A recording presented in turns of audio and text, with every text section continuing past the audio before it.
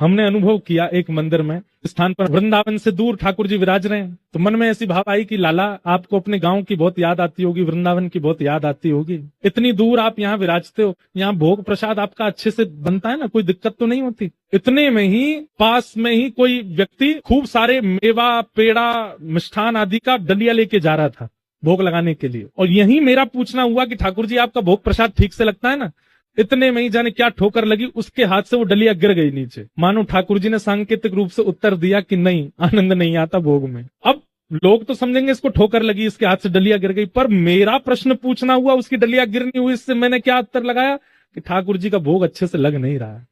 इसलिए ठाकुर जी सांकेतिक रूप से बता रहे हैं। तो फिर बाद में जब हमको ले गए, पुजारी जी वगैरह सम्मान कर रहे थे, तो हमने धीमे से कहा, मैंने कि सुनो, हमको आपकी सेवा निश्चित बहुत परिपूर्ण होगी, हमको ठाकुर जी के शायद ऐसी कोई आज्ञा आई, ऐसा लग रहा है, कुछ हुआ अभी मंदिर में, ठाकुर जी मानो संकेत कर रहे हैं कि थोड़ा भोग में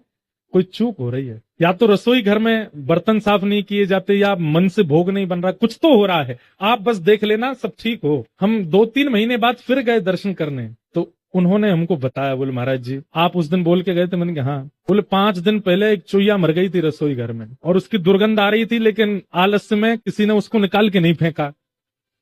आप जब बोल के गए तो फिर मैंने सोचा भाई ब्रजवासी बोल के गया तो कोई बात तो ना है, तो मैं गया, तो हमने जाकर अरे दुर्गंध कैसी, बोले पता नहीं मिल ही नहीं रही है, हम ढूंढ रहे हैं, कोई जीव मर गया छोटा। बोले फिर पूरी रसोई धो करके जगह जगह ढूंढ करके निकाला, तो एक सामग्री में वो पधार गई थी। आपको संकेत सही हुआ। मैंने कहा ये मुझे नहीं सबको होगा, लेकिन संकेत के लिए ठाकुर जी को अलाउ तो करे कोई, हम अलाउ नहीं करते उनको, हम अपनी नहीं अपनी बताते, हम ऐसे ऐसे, कभी ठाकुर जी से पूछो।